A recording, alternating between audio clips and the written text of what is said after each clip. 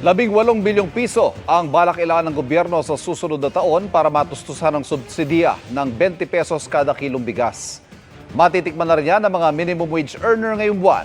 Pero posible ba yan para sa lahat? Narito ang aking pagtuto. Sa unang 10 araw ng pagbebenta ng bigas sa halagang 20 pesos, abot na raw sa halos 10,000 tao ang nakinabang dito.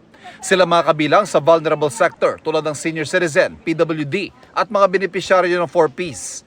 Ang sabi ni Pangulong Bongbong Marcos, kaya itong tustusan hanggang sa katapusan ng kanyang termino sa 2028.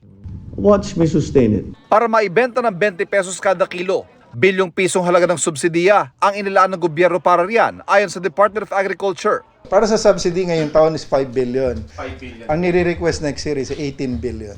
Ang 20 pesos na bigas ay binibenta sa mga LGU. 33 pesos ang aktual na presyo sa NFA. Ang 13 pesos sa kulang kapag ibinenta ito ng 20. Paghahatian ng national government sa pamamagitan ng Food Terminal Incorporated o FTI na sasagutin ng 650. 650 din ang sagot naman ng lokal na pamahalaan. Para naman sa mga ibinibenta sa mga kadiwa store, bahagyang mas mababa ang bili ng FTI mula sa NFA. 29 pesos kada kilo.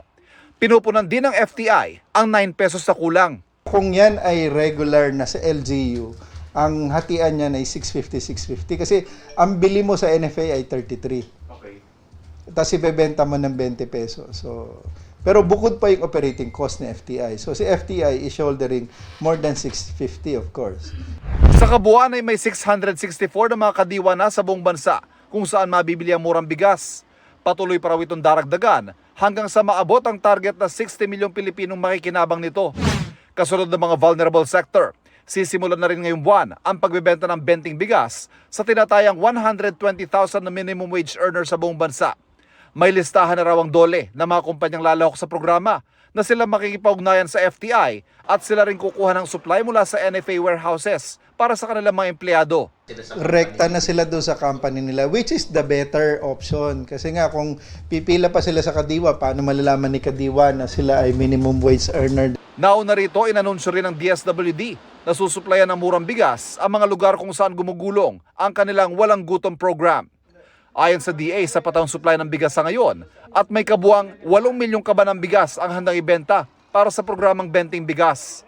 Posible kayang kalaunan ay mabili na ito ng lahat ng Pilipino? It cannot happen kasi maapektuhan yan yung industriya talaga ng bigas. Hindi pwedeng lahat. The target after this ay yung mga yung mga areas na mataas ang poverty incidence. Para sa GMA Integrated News, Ivan Mayrina, nakatutok, 24 oras.